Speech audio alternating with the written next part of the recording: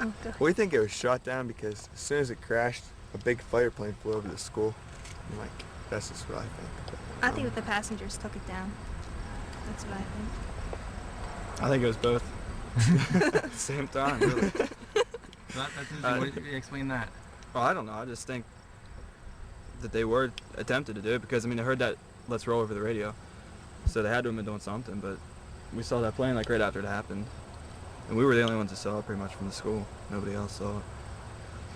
How long after did you guys see the fighter plane? Like 10 seconds. Right there. It was right after. As soon we as heard the we bang. saw the mushroom cloud, this plane goes flying over. The issue of eyewitnesses is a whole subject to itself. In any major crash, the human being is not a very good sensory. Their senses are easily disturbed, and furthermore, they're enhanced once the accident occurs and they hear from other people, because then they begin to integrate and to tie things together that may not have been there. Yeah. Mm-hmm. Yeah, it was a real shock. Right in here is where the clothesline post used to be. And she was standing right here, and she watched it come right over, and it flew out that way. A lot of people say it was shot down, and I said, did you see the plane actually fly over? And they said no. I said, how can you say that plane was shot down? I said, I stood there and I watched that plane go out. I said, if it was shot down, there would be debris falling from it, there would be a ball of fire, there would be some indication that that plane was shot down. I said, there was no indication that plane was shot down. I watched it. I mean, you know, I may have been the last person, I don't know, to see those poor people fly over, and, you know, they knowing that they were gonna die. And no matter what they say, those people are heroes, because anybody that knows they're going to die and they do everything they can to save other people are heroes, no matter who put that plane down. I'm standing there watching on TV, and the lights flickered in the building. About that time we heard the engines roar, and we took off out of the building. As we were coming out from the office out through the building, the ground shook and we heard you know, big boom. Looked over and saw the big ball of fire up in the air. We got there, like I said, probably within 45 seconds or a minute of impact. We were there. We were there before any firemen, any paramedics, or anybody. We were on site. When we got there, there was a plane flying up above, and he was smart. He flew straight for the sun, so you couldn't look at it and see exactly what type of plane or if it was a fighter or what it was. But, you know, we caught a glimpse of it, and as he was swinging, he was basically traveling in the same direction as the plane. I was in Atlanta, and that was this past winter. Was in Yamaha training, and I was sitting there talking. Everybody, of course, asked where you're from, introduce yourself to everybody in the classroom, and of course now we just say Shanksville, where the plane crashed, and everybody knows where we're at. So I was sitting there talking to another guy, and I was telling about, you know, he said, did you see the plane crash and whatever, was you there or anything? And I told him the whole story. And I was explaining to him about whenever we were standing in the office and the lights flickered and everything, and there was another gentleman sitting in the row in front of me that was retired from the Air Force. And as soon as he heard me say that, he immediately stopped me and he said, tell me this. And I told him, and he says, well, I'm retired from the Air Force. He said, that plane was shot down. And I said, why?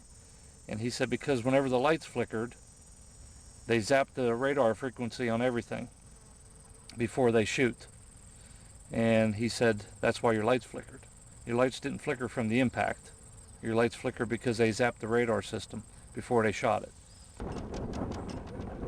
Perhaps they did try to shoot the airplane, or maybe they did. But if they did, the airplane would either disintegrate in the air if it was hit with a weapon, or it wouldn't necessarily tip over. It'd more likely glide in. And this aircraft at least went in fairly vertical. It doesn't mean that couldn't happen, but I think it wouldn't support as much a missile shoot down as the vertical descent.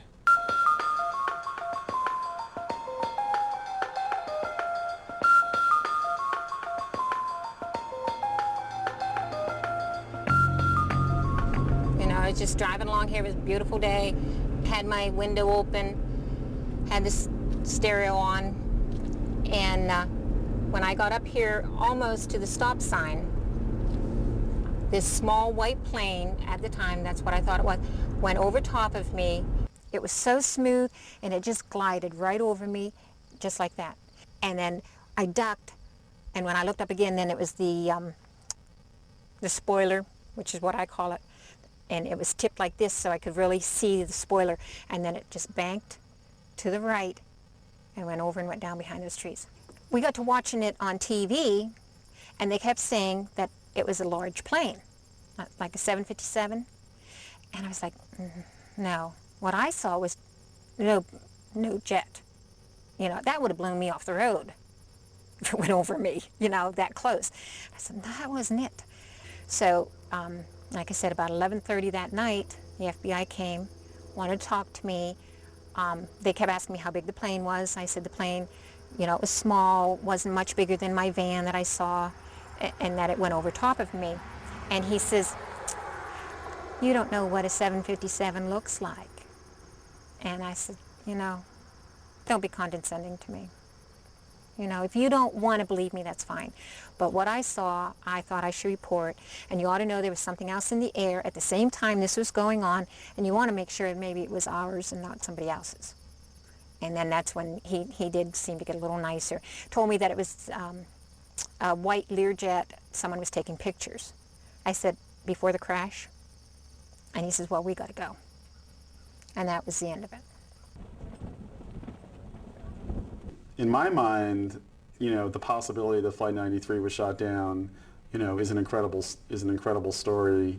But on the other hand, I think in the minds of a lot of media people, TV producers, etc., this story that emerged instead of heroism by the passengers is a remarkable story. You know, you know, certainly it's been the basis for 2 best-selling books so far. It's, you know, was featured on Dateline, NBC, and some of these other news magazine shows several times over. You know, I'm sure, and I hate to be so crass in referring to September 11th, but I'm sure the ratings for those shows, you know, were, you know, I'm sure those were some of the most watched news magazine shows of the year. And so then I think as journalists, you know, unfortunately it's kind of sad, but I think there's an instinct of, we have a great story here. Why would we want to, like, muck around and mess it up by coming up with a different story when people love this story?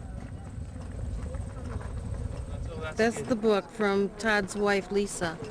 I haven't finished it yet, but there's a lot of information in here, especially the let's roll part, where that's from the phone call that Lisa got from her husband before he crashed, and all she heard was the let's roll, and it was silence, just like the heavens were talking to her. Have you seen the book? This is the role the government plays in times of stress, how they view the public. Can the public stand the truth?